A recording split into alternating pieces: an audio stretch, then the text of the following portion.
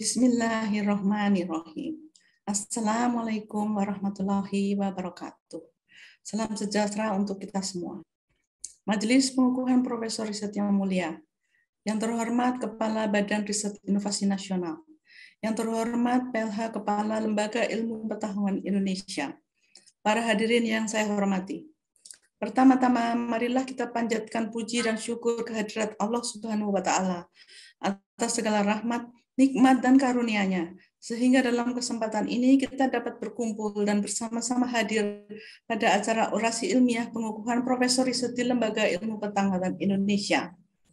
Pada kesempatan yang berbahagia ini, dengan segala kerendahan hati, izinkan saya menyampaikan orasi ilmiah dengan judul Inovasi Produk Pakan Sapi Potong Berbasis Bakteri Asam Laktat untuk mendukung usaha peternakan nasional.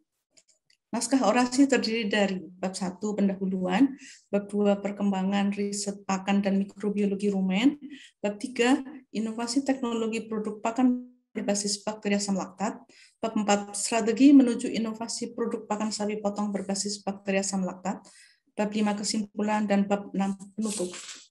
Majelis Pengukuhan Profesor Riset yang mulia dan hadirin yang saya hormati. Pendahuluan. Protein hewani merupakan nutrien penting yang dibutuhkan tubuh manusia pada segala usia untuk memelihara sel-sel tubuh dan memperbaiki atau menggantikan sel-sel tubuh yang rusak. Masyarakat Indonesia mempunyai preferensi yang tinggi untuk mengkonsumsi daging sapi. Konsumsi daging sapi mengalami peningkatan dari tahun 2015 sampai 2019. Peningkatan populasi sapi potong juga terjadi dari tahun 2016 sampai 2020. Ternak ruminansia berperan dalam penyediaan daging, tetapi dalam proses produksinya menimbulkan masalah, yaitu menyumbang pada emisi gas rumah kaca. Dari ruminansia, emisi gas rumah kaca yang terbesar berupa gas metana yang dikeluarkan ke udara melalui sendawa.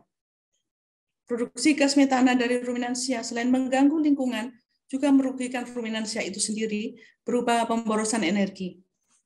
Majelis Pengukuhan Profesor Riset yang mulia dan hadirin yang saya hormati. Perkembangan riset pakan dan mikrobiologi rumen. Pakan atau ransum sapi potong terdiri dari hijauan sebagai pakan pokok, konsentrat sebagai pakan penguat, dan aditif. Pakan hijauan. Pakan hijauan yang ideal adalah rumput, tetapi limbah pertanian atau perkebunan dapat juga dimanfaatkan sebagai pakan sumber hijauan. Pengaruh musim menyebabkan tidak adanya jaminan bahwa rumput segar selalu tersedia dalam jumlah yang cukup sepanjang tahun. Sebagai solusi, pakan hijauan yang diawetkan menjadi silase dapat dijadikan alternatifnya. Prinsip pengawetan hijauan adalah untuk mempertahankan nutriennya. Dari daftar pemenang Nobel Kimia, Arturi Ilmari Virtanen dari Finlandia adalah pemenang Nobel Kimia pada tahun 1945 untuk penemuannya pada bidang pertanian dan kimia nutrisi, khususnya metode pengawetan hijauan pakan. Pada awalnya, pengawetan hijauan dalam keadaan asam dilakukan dengan menambahkan bahan inhibitor seperti asam format dan asam sulfat. Tetapi cara ini tidak dapat dipertahankan karena sifat korosif pada tempat pembuatan silase. Penggunaan bahan stimulan seperti bakteri asam laktat dan enzim yang lebih ramah lingkungan telah dimulai pada tahun 1980-an yang terus berkembang sampai sekarang. Tren baru bakteri asam laktat yang digunakan sebagai inokulan silase adalah yang berperan atau yang mempunyai kemampuan dalam menurunkan emisi gas metana. Konsentrat. Konsentrat merupakan campuran bahan pakan biji-bijian yang disusun dalam suatu formulasi untuk memenuhi kebutuhan pakan pada fase tertentu. Menurut Standar Nasional Indonesia, konsentrat adalah pakan yang kaya akan sumber protein dan atau sumber energi, serta dapat mengandung pelengkap pakan dan atau imbuhan pakan. Penggunaan bahan pakan produk rekayasa genetika atau PRG, seperti jagung PRG dan kedelai PRG, sudah tidak dapat dihindari lagi. Indonesia menerapkan prinsip kehati-hatian untuk mengizinkan penggunaan produk tanaman PRG melalui peraturan pemerintah nomor 21 tahun 2005. Pakan PRG harus dijamin aman. Pengkajian keamanan produk pakan PRG dilaksanakan melalui penugasan oleh Komisi Keamanan Hayati kepada tim teknis yang aktif sampai saat ini. Untuk pertama kalinya, jagung PRG NK603 yang toleran herbisida dan jagung PRG MON 89340 yang tahan hama mulai dikaji pada tahun 2011 dan disetujui pada tahun 2013. Pakan aditif. Penggunaan antibiotik sebagai pakan aditif ternak telah berlangsung lama, tetapi kemudian dilarang. Peraturan Menteri Pertanian nomor 14 garing Permentan garing PK 356 garing 6 tahun 2017 tentang klasifikasi obat hewan pasal 16 menyebutkan larangan penggunaan antibiotik. Sejak pelarangan tersebut, maka digantikan oleh probiotik yang mulai dipopuler tahun 1990-an. Probiotik menurut FAO atau WHO adalah pakan aditif berupa mikroorganisme hidup yang mempunyai efek untuk menyehatkan saluran pencernaan. Rumen adalah bagian terbesar dari lambung yang mengandung berbagai mikroorganisme. Pencernaan pakan menghasilkan produk akhir berupa asam-asam organik yaitu volatile fatty acid, gas karbon dioksida, dan gas metana. Gas karbon dioksida dan metana merupakan komponen dari gas rumah kaca, yaitu gas-gas yang berada di atmosfer yang dapat menyebabkan meningkatnya panas bumi. Rumen merupakan fermentator alami yang unik. Pada rumen dapat dipasang fistula sehingga mudah diakses dan diambil cairan rumennya. Adanya bakteri asam laktat di rumen dilaporkan dapat menurunkan gas metana yang dihasilkan selama fermentasi pakan. Peran bakteri asam laktat adalah 1. Merubah fermentasi pakan di rumen yang menyebabkan penurunan produksi gas metana. 2. Menghambat aktivitas metanogen di rumen. Dan 3. Menghambat bakteri asam rumen yang spesifik menghasilkan hidrogen sebagai substrat untuk metanogenesis. Majelis Pengukuhan Profesor Riset yang mulia dan hadirin yang saya hormati. Inovasi teknologi produk pakan berbasis bakteri asam laktat. Bakteri asam laktat merupakan mikroorganisme potensial yang digunakan secara luas untuk pembuatan dan pengawetan produk-produk pangan, termasuk pakan. Bakteri asam laktat adalah bakteri gram positif, katalase negatif, dan dapat tumbuh dengan atau tanpa oksigen. Habitat bakteri asam laktat sangat luas, di antaranya adalah buah-buahan, saluran pencernaan manusia, dan hewan. Pengumpulan mikroorganisme telah dilakukan di Pusat Penelitian Bioteknologi LIPI sejak tahun 1986 melalui berbagai kegiatan kerjasama.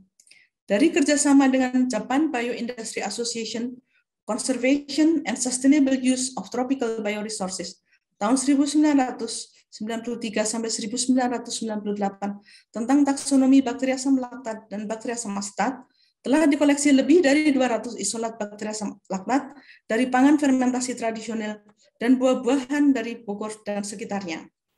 Dari kerjasama tentang taksonomi aktinobakteri dan fungi pada tahun 2003 sampai 2009 telah dipelajari metode identifikasi molekuler. Salah satu kegiatan pada kerjasama tentang pengembangan Biological Resources Center tahun 2011 sampai 2016 adalah mengumpulkan bakteri asam laktat untuk probiotik sapi. Sebanyak 82 strain bakteri asam laktat telah diperoleh dari silase jagung dan rumput yang semuanya disimpan dengan menggunakan metode penyimpanan yang aman untuk jangka panjang. Semua strain untuk riset selanjutnya disimpan di Indonesian Culture Collection atau INACC yang resmi beroperasi mulai September 2014. Untuk pemanfaatan bakteri asam laktat sebagai pakan sapi potong, dilakukan seleksi bakteri asam laktat terbaik. Seleksi dilakukan dengan cara menambahkan isolat yang diuji ke dalam botol fermentasi secara in vitro. Teknik in vitro merupakan tiruan dari aktivitas yang terjadi pada tubuh sapi. Hipotesanya adalah telah terjadi stimulasi tumbuhnya bakteri pengguna asam laktat sehingga meningkatkan produksi asam propionat dan menurunkan ketersediaan gas hidrogen yang diperlukan untuk produksi gas metana. Pada percobaan in vivo dalam tubuh sapi, pemberian Lactobacillus brevis SPCE 39 sebanyak 10 ml per hari pada sapi potong yang diberi pakan tinggi hijauan, yaitu 70% rumput gajah dalam ransumnya, menunjukkan produksi asam propionat tertinggi, sehingga merupakan probiotik terbaik untuk sapi potong. Medium MRS merupakan medium untuk bakteri asam laktat komersial yang mahal. Inovasi dengan memodifikasi medium tersebut menggunakan bahan-bahan lokal telah memperoleh paten pada tahun 2020. Inokulan silase cair dan probiotik cair menggunakan medium pengganti menjadi murah. Untuk inokulan silase harganya 30.000 dan probiotik 25.000 per liter. Untuk pengiriman probiotik yang praktis ke berbagai daerah, telah didaftarkan paten formulasi probiotik serbuk dan inokulum probiotik serbuk. Majelis Pengukuhan Profesor Riset yang mulia dan hadirin yang saya hormati. Pengembangan produk pakan sapi potong. Produk pakan sapi potong berbasis bakteri asam laktat merupakan produk ramah lingkungan, aman, dan sangat prospektif untuk dikembangkan. Proses produksinya mudah dan cepat, serta dapat dilakukan dengan menggunakan fasilitas yang sederhana.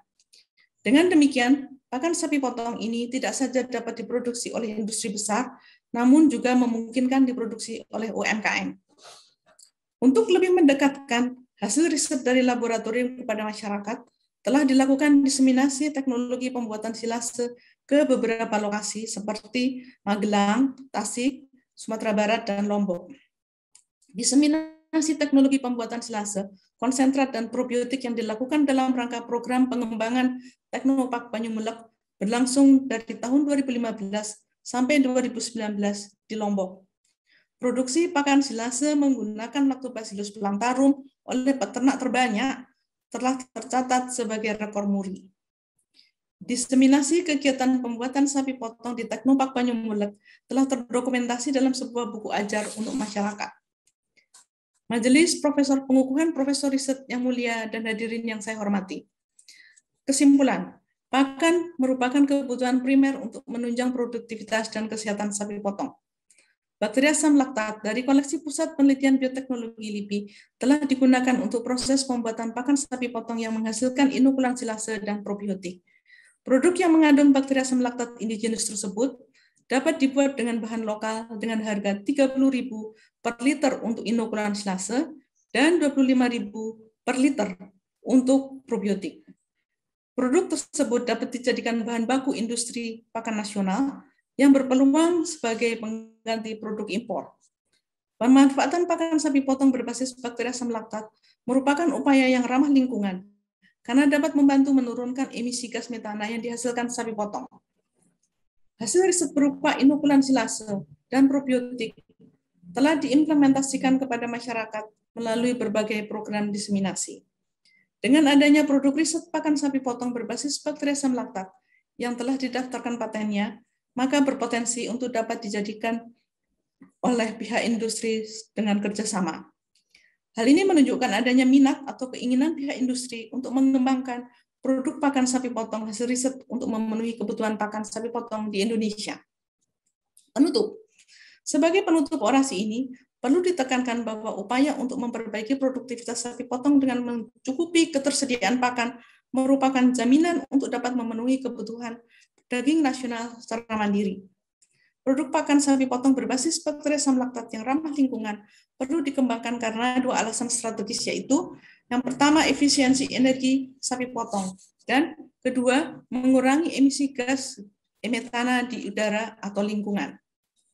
Untuk itu diperlukan penggabungan beberapa kekuatan dari peneliti dan industri yang didukung kebijakan pemerintah. Dukungan pemerintah dapat berupa pengembangan SDM dan meniadakan tumpang tindih topik riset dengan jalan bersinergi agar dapat menghasilkan temuan-temuan baru yang aplikatif. Di samping itu, diperlukan keberpihakan dalam pemanfaatan produk pakan lokal. Peran industri diperlukan dalam memanfaatkan hasil riset untuk dikembangkan sampai ke pasar. Harapannya, produk pakan sapi potong berbasis bakteri asam laktat, baik sebagai produk tunggal maupun sebagai pakan komplit, dapat menjadi produk pilihan untuk digunakan sebagai bahan pakan di Indonesia. Puji syukur kehadirat Allah Subhanahu wa Ta'ala atas perkenannya pada hari ini saya telah menyampaikan naskah orasi ilmiah Profesor Riset. Terima kasih kepada Presiden Republik Indonesia atas penetapan saya sebagai peneliti utama pada tahun 2010. Terima kasih kepada Kepala BRIN, Dr. Laksono Trihandaka. Terima kasih kepada PLH Kepala LIPI Dr. Agus Haryono. Terima kasih kepada Ketua dan Sekretaris Majelis Pengukuhan Profesor Riset, Profesor Dr. Bambang Subianto dan Profesor Dr. Gadis Sriharyani. Terima kasih kepada tim penelaah naskah orasi ilmiah, Profesor Dr. Endang Trimargawati, Profesor Dr. Witono Basuki, dan Profesor Dr. Gono Semiyadi. Terima kasih kepada Sekretaris Utama LIPI, Ibu Nur Tri Aris Westineng Tias MA, Kepala BOSDM LIPI Dr. Heru Santoso, beserta jajarannya atas kesempatan yang diberikan kepada saya dalam pengukuhan acara Profesor Riset Harga hari ini. Terima kasih juga saya sampaikan kepada PLT Deputi IPH LIPI, Dr. Yan Rianto, Deputi IPH sebelumnya, Profesor Dr. Eni Sudarmonowati, dan Kepala Pusat Penelitian Bioteknologi LIPI, Dr. Puspita Lisdianti, atas kepercayaan untuk menyampaikan orasi ilmiah pada hari ini. Terima kasih kepada para pimpinan Pusat Penelitian Bioteknologi terdahulu atas bimbingan, dukungan, dan kesempatan yang diberikan dalam meniti karir sebagai peneliti di Pusat Penelitian Bioteknologi. Terima kasih khusus kepada Ibu Dr. Setiati Sastrapraja yang telah membukakan jalan untuk dapat melanjutkan pendidikan S3 di Jepang. Terima kasih kepada almarhum Dr. Susono Saono yang telah mengenalkan bakteri asam laktat kepada saya. Terima kasih kepada rekan sejabat di mana saja berada atas dukungan dan kebersamaan dalam meniti karir sebagai peneliti. Juga kepada teman-teman saya semuanya atas kebersamaan yang menyenangkan. Penghargaan dan terima kasih saya persembahkan kepada kedua orang tua tercinta, almarhum Ibunda Siti Wilujeng dan almarhum Ayahanda Raden Subandi. Pencapaian ini saya sampaikan sebagai tanda bakti kepada orang tua tercinta yang terus-menerus memberikan doa dan restu semasa hidupnya.